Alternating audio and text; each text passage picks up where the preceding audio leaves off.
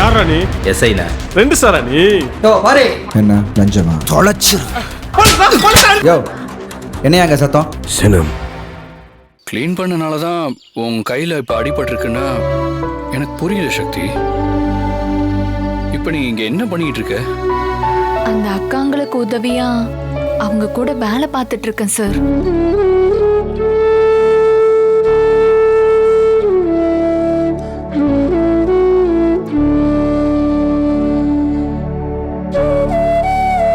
துப்புரவு வேலை செய்கிறவங்கள நான் எப்பவும் மரியாதையாக தான் பார்க்குறேன். ஆனால் நீயே இந்த வேலையை செஞ்சுட்டு இருக்கேன்னு எனக்கு புரியல. என்ன சார் பண்றது? ருத்ராமா என்ன வீட்டை விட்டு போக சொல்லிட்டாங்க. முதலாளி அம்மா பொண்ணையே போலீஸ்ல புடிச்சு கொடுத்துட்டேன். உனக்கு இந்த வீட்டுல இடம் கிடையாதுன்னு அப்பாவும் என்ன துரத்தி விட்டுட்டாரு. எங்க போறது என்ன பண்றதுன்னு தெரியாம தவிச்சிட்டு இருந்த எனக்கு அப்போ இந்த அக்காங்க தான் எனக்கு அடைக்கலம் கொடுத்து என்ன பாத்துக்கிறாங்க.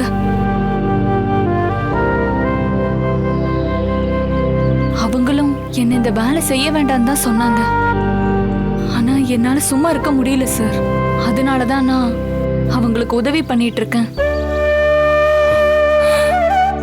நீ இப்படிலாம் கஷ்டப்பட்டுக்கிட்டு இருப்பேன்னு நான் கொஞ்சம் கூட எதிர்பார்க்கல சக்தி. வாழ்க்கையில நான் எப்பவுமே கஷ்டப்பட்டுட்டே இருக்கணும்னு நான் பிறக்கிறப்பவே கடவுள் என் தலையில எழுதிட்டாரு சார். அதுதானே விதி, அப்படிதானே நடக்கும். அப்படிலாம் எதுவும் இல்லை சக்தி. நீ கஷ்டப்படுறதுக்காக பிறந்தவ இல்ல, சந்தோஷமா இருக்கிறதுக்கு பிறந்தவ.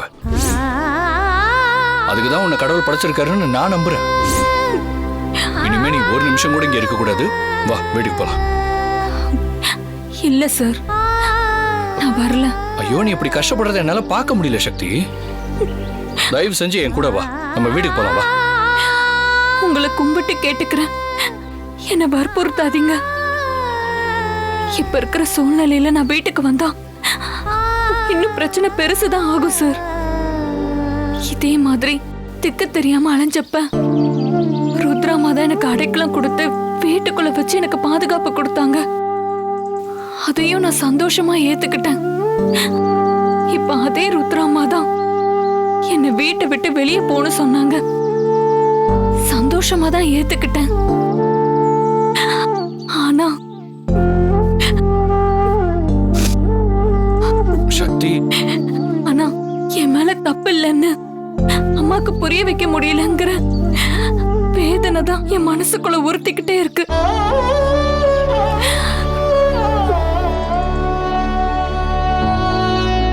மீடியாக்கு நீ வீடியோ கொடுக்கலங்கிறத நான் நம்புறேன் சக்தி.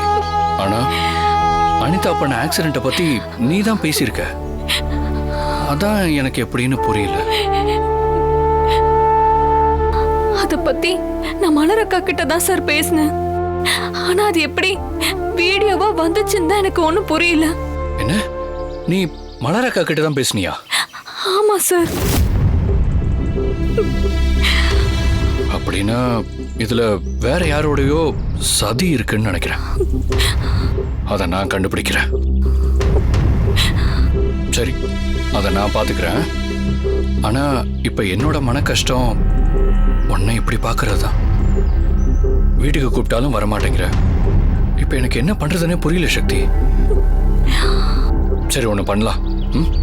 எனக்கு தெரிஞ்சவங்க வீட்டுல உன்னை தங்க வைக்கிறேன். இந்த பிரச்சனையெல்லாம் முடிஞ்சதுக்கு அப்புறம் நம்ம வீட்டுக்கு போலாம். இல்ல சார், தயவு பண்ணி என்ன தப்பா எடுத்துக்காதீங்க. எனக்காக நீங்க இறக்கப்படுறத நான் மதிக்கிறேன். ஆனா நான் உங்களுக்கு பாரமா இருக்கேன். நான் விரும்பல. என் மேல தப்பு இல்லைன்னு நீங்க புரிஞ்சுக்கிட்டீங்கல்ல, எனக்கு அதுவே போதும் சார். என்னை பத்தி கவலைப்படாதீங்க சார். இந்த அக்காங்க 3 பேரும் என்ன ரொம்ப நல்லா பாத்துக்கிறாங்க. அக்கா, ஒரு நிமிஷம் இங்க வாங்கல.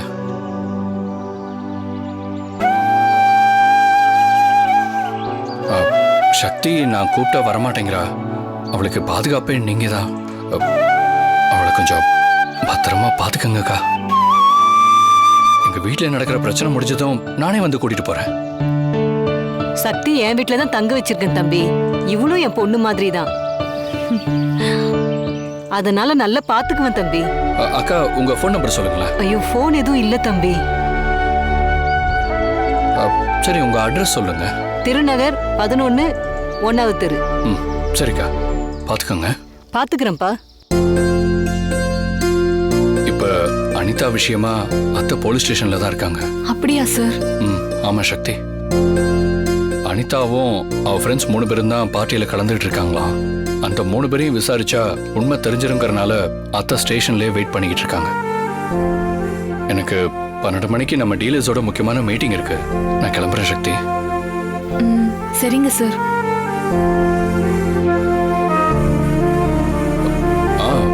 இந்த பிரச்சனையெல்லாம் முடிஞ்சதும் கண்டிப்பா நம்ம வீட்டுக்கு வரணும். சரியா? சரிங்க சார்.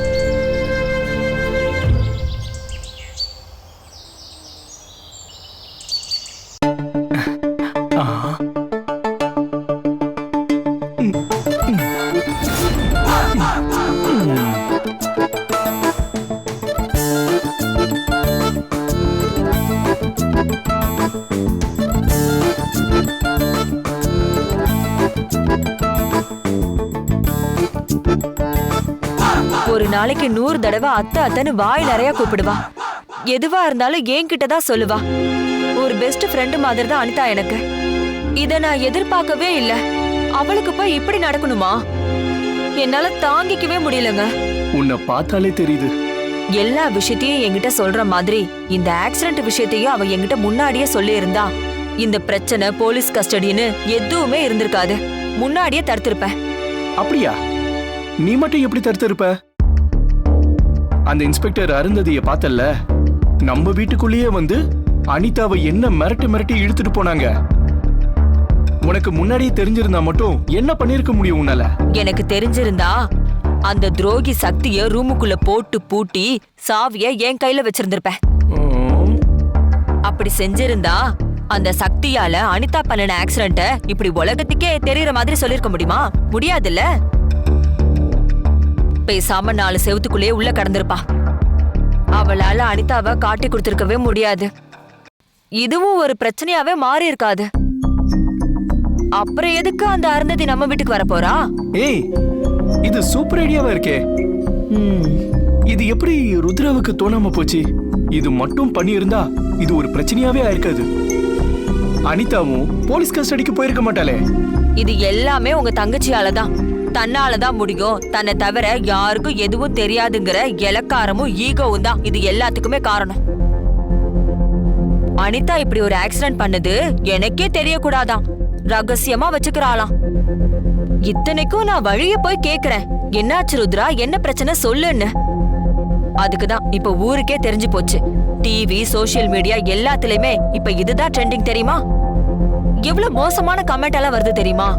உண்மைதான் இந்துமா, எனக்கும் ரொம்ப கஷ்டமா தான் இருக்கு.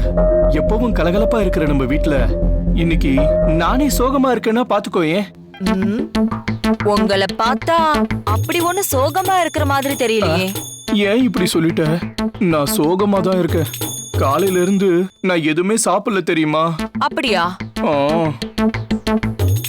எனக்கு கூட சாப்பிட மனசே வரல. பாவம் அனிதா, அங்க சாப்பிட்டாலோ இல்லையோ, அதனால நானும் சாப்பிடாம தான் இருக்கேன். அம்மா, என்ன? காலையில எல்லாருக்கும் சமைச்சேன். ஐயாவை தவிர மத்த யாரும் சாப்பிடலம்மா வீட்ல.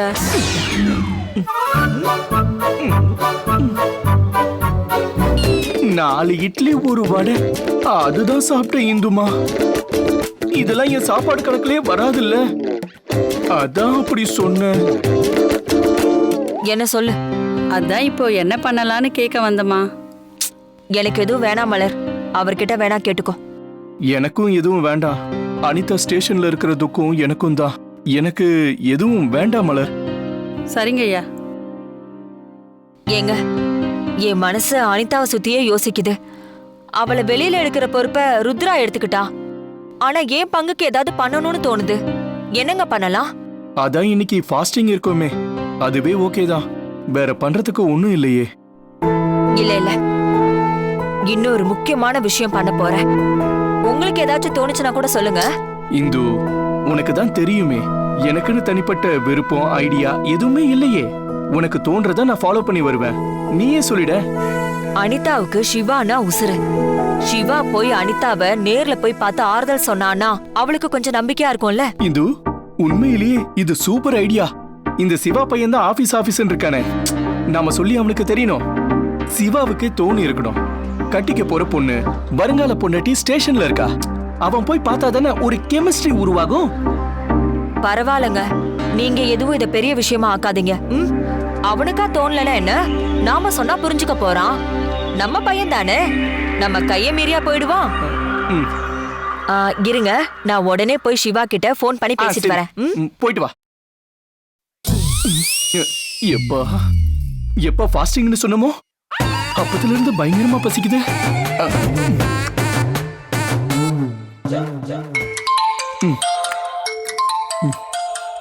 சிவா கிட்ட போன்ல சொல்றதை விட நேர்லயே சொல்லிக்கலாம். சொல்றா. அப்படியா? அதெல்லாம் ஒண்ணும் பிரச்சனை இல்ல.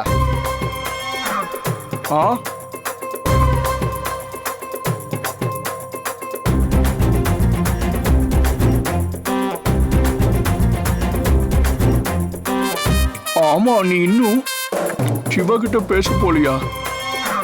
நீ இப்படி திடீர்னு வருவன்னு நான் எதிர்பார்க்கவே இல்லை. ஆனா நான் எதிர்பார்த்தேன் நீங்க இந்த வேலையை செய்வீங்கன்னு.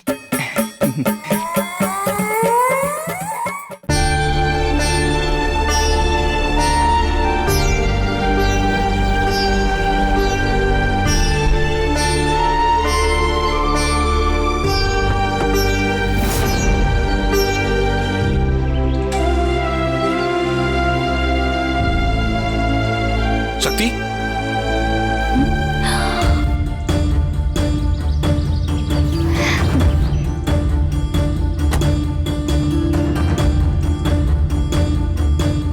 ஐயா நீங்களா? ஏமா, உங்க ருத்ரம்மா வீட்ல அவ்வளவு பெரிய விஷயம் நடந்திருக்கு. அது சம்பந்தமா உங்ககிட்ட பேசலான்னு கால் பண்ணா உன் போன் எப்பவும் சுவிட்ச் ஆஃப்னே வருது. ஏன் சக்தி, என்னாச்சு? பெரும்பாலான மீடியாவில் உன்னை பத்தின நியூஸும் அனிதாவை பத்தின நியூஸ் தான் வந்துகிட்டு இருக்கு.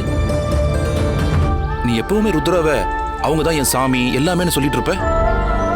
கடைசியில அனிதா பண்ண ஆக்சிடென்ட்டை பத்தி நீயே இப்படி மீடியாவில் சொல்லிட்டியம்மா. அதனால அனிதாவையும் போலீஸ் அரெஸ்ட் பண்ணிட்டாங்க. உன் முதலாளி அம்மா பேரும் கெட்டு போச்சு. ஏமா சக்தி இப்படி பண்ண? ஐயா, ருத்ராமாக்காக நான் உசுரையும் கொடுப்பேன். அந்த அளவுக்கு அவங்க மேல எனக்கு விசுவாசம் இருக்கு. அப்படிப்பட்ட நான் எப்படிங்க அவங்க பேரை கெடுக்க நினைப்பேன்? என்ன மாதிரி ருத்ராமா வீட்டுல வேலை செய்யற மலரக்கா கிட்டதான் நான் இந்த விஷயத்த சொன்னேன். ஆனா அத யார் வீடியோ எடுத்தாங்க, எப்படி மீடியாக்கு கொடுத்தாங்கன்னு எதுவுமே எனக்கு தெரியலங்கய்யா. சக்தி, எனக்கும் உன்னை பத்தி நல்லா தெரியுமா. நீ அப்படிலாம் பண்ணிருக்க மாட்டேன்னு நானும் ஆழமா நம்புறேன். யாருக்கு பேராசை அதிகமா இருக்கோ அவங்கதான் பணத்துக்காக என்ன வேணாலும் பண்ணுவாங்க. ஆனா உன்னுடைய மனசுல துளி அளவு கூட பேராசை இல்லைன்னு எனக்கு நல்லா தெரியும் சக்தி. அதனால பணத்துக்கு ஆசைப்பட்டு நீதான் அனிதாவை காட்டி கொடுத்தேன்னு அந்த கடவுளே வந்து சொன்னாலும் நான் நம்ப மாட்டேன் சக்தி. உங்க முதலாளி அம்மாவை பழி வாங்குறதுக்காக அவங்க பிசினஸ் எதிரிங்க யாரோ தான் இப்படி பண்ணிருப்பாங்கன்னு நான் அப்பவே புரிஞ்சுக்கிட்டேன் சக்தி. இருந்தாலும் உன்னை நேரடியா பார்த்து இந்த கேள்வி கேட்கிறப்ப உன்னோட பதில் என்னவா இருக்கும்னு தெரிஞ்சுக்கத்தான் இந்த கேள்வியை நான் உங்ககிட்ட கேட்டேம்மா. மற்றபடி உன்னை சந்தேகப்பட்டுலாம் நான் அப்படி கேட்கலம்மா. சக்தி, எனக்கு எப்பவுமே உன் மேல இருக்கிற நல்ல அபிப்பிராயம் குறையவே குறையாதுமா. நீங்களாவது என்ன நல்ல விதமா புரிஞ்சுக்கிட்டீங்களே, எனக்கு அதுவே போதுங்கய்யா. சரி சக்தி, இங்க என்னம்மா பண்ணிட்டு இருக்க? அந்த அக்காங்களோட தான் சேர்ந்து வேலை பார்த்துட்டு இருக்கேங்கய்யா.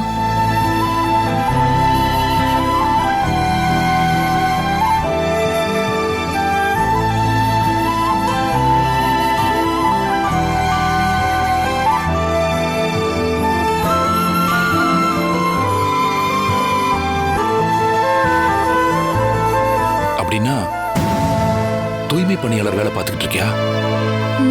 ஆமாங்கய்யா. என்ன சக்தி சொல்ற? நீ ஏமா இந்த வேலை பார்த்துட்டு இருக்க?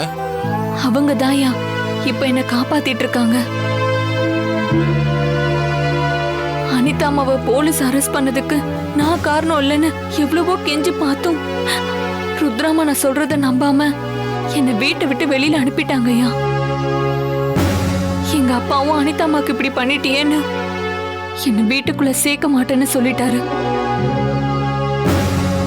எங்க போறதுன்னு தெரியாம தவிச்சிட்டு நின்னப்போ அவங்க தான் எனக்கு அடைக்கலம் கொடுத்தாங்க.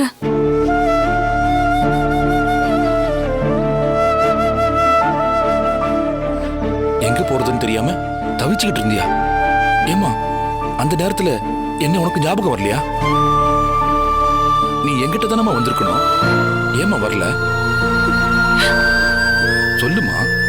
உங்களுக்கு சிரமம் கொடுக்க வேண்டான்னு நினைச்சேங்கய்யா, அதான். உன்னால எனக்கு என்ன சிரமம் வந்துட போகுது? என்ன பேச்சு பேசிட்டு இருக்க நீ? இங்க பாரு சக்தி, இனிமே இந்த இடத்துல நீ ஒரு நிமிஷம் கூட இருக்க கூடாது. வா, நம்ம வீட்டுக்கு போலாம். வா, வந்து கார்ல ஏறு. ஐயா, தயவு பண்ணி என்ன தப்பா எடுத்துக்காதீங்க. நான் வரல. ஏமா வரலங்கிற? நான் இவங்க கூடயே இருந்துக்கிறேங்கய்யா. எனக்கு இந்த வாழ்க்கை தான் எளிமையா மனசுக்கு நிம்மதியாவும் இருக்கு. அப்போ என் வீட்டுக்கு வந்தா உனக்கு நிம்மதி கிடைக்காது இல்லம்மா? இந்த கேள்விக்கு எனக்கு என்ன பதில் சொல்றதுன்னு தெரியலங்கய்யா. ஆனா என்னால ஒண்ணு மட்டும் உறுதியா சொல்ல முடியும். நான் அவங்களோட இருக்கிறதுனாலதான் இப்ப நான் சந்தோஷமா இருக்கேன். மனவலியும் கொஞ்சம் குறைஞ்சிருக்கு. நாங்க எல்லா வாழ்க்கை முறை ரீதியாகவும் ஒரே ஒசரமானவங்க. ஆனா எனக்கு இவங்க கூட இருக்கதான் பிடிச்சிருக்குங்கய்யா. தயவு பண்ணி என்னை வற்புறுத்தாதீங்க.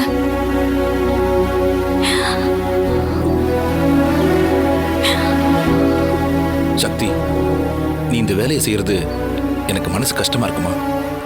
ஆனா நீ உனக்கு மன நிம்மதி இங்கதான் கிடைக்குதுன்னு சொல்ற.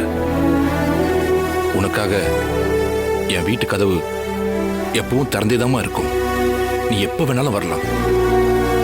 சரிங்கய்யா, நான் வரேன்.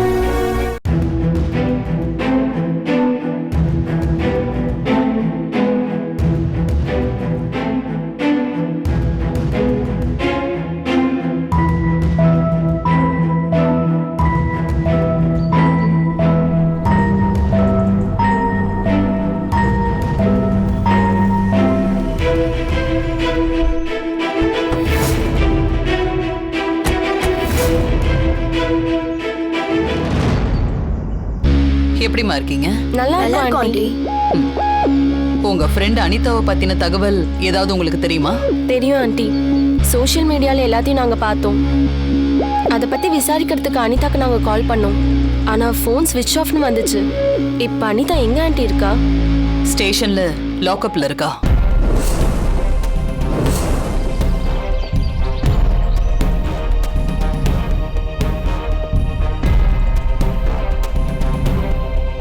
இந்த இக்கட்டான சூழ்நிலையில நான் ஏன் உங்களை வர வச்சிருக்கேன்னு தெரியுமா? அனிதாவை பத்தி சில விஷயங்களை உங்ககிட்ட கேட்டு தெரிஞ்சுக்கிறதுக்காக தான். எதையும் மறைக்காம உள்ளது உள்ளபடி ப்ளீஸ் நீங்க என்கிட்ட சொல்லணும். சொல்லுவீங்களா? கேளுங்க ஆண்டி, எங்களுக்கு தெரிஞ்சதை சொல்றோம். அனிதாவுக்கு குடிக்கிற பழக்கம் இருக்கா?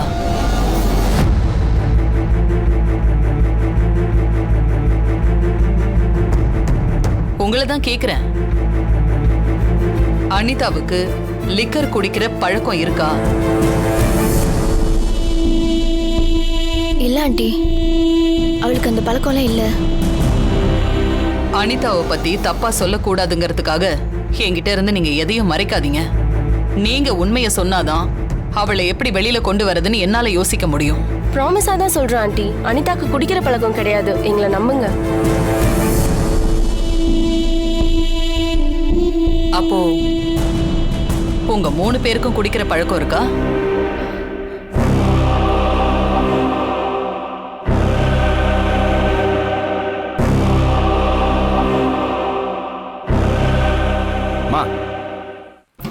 மேடம் கேக்குறாங்கல்ல, பதில் சொல்லுங்க. ரத்னம், அமைதியா இருங்க. சரிங்கம்மா.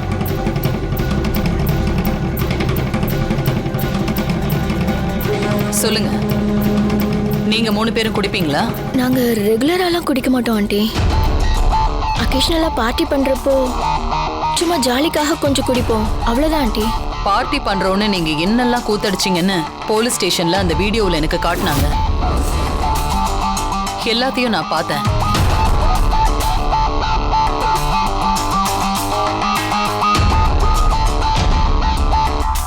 ராஷிகா, சொல்லுங்க ஆண்டி. அனிதா கார் ஆக்சிடென்ட் பண்ண அன்னைக்கு உன் பர்த்டே பார்ட்டியில கலந்துக்கிறதுக்காக தானே வந்தா? ஆமா ஆண்டி. அந்த வீடியோவை நான் பார்த்தப்போ நீங்க 3 பேரும் லிக்கர் குடிக்கிறீங்க. ஆனா அனிதா கூல் ட்ரிங்க்ஸ் தான் குடிக்கிறா. போலீஸோட மெடிக்கல் ரிப்போர்ட்ல அன்னைக்கு அனிதா ஆல்கோஹால் எடுத்திருக்கான்னு ரிசல்ட் வந்திருக்கு.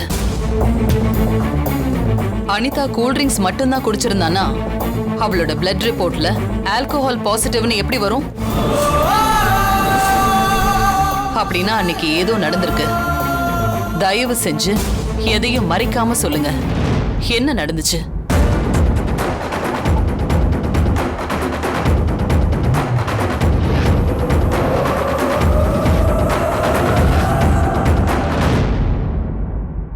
சார், என் பேர் பாரி வெங்கட். இப்போ சப் இன்ஸ்பெக்டரா இருக்கேன்.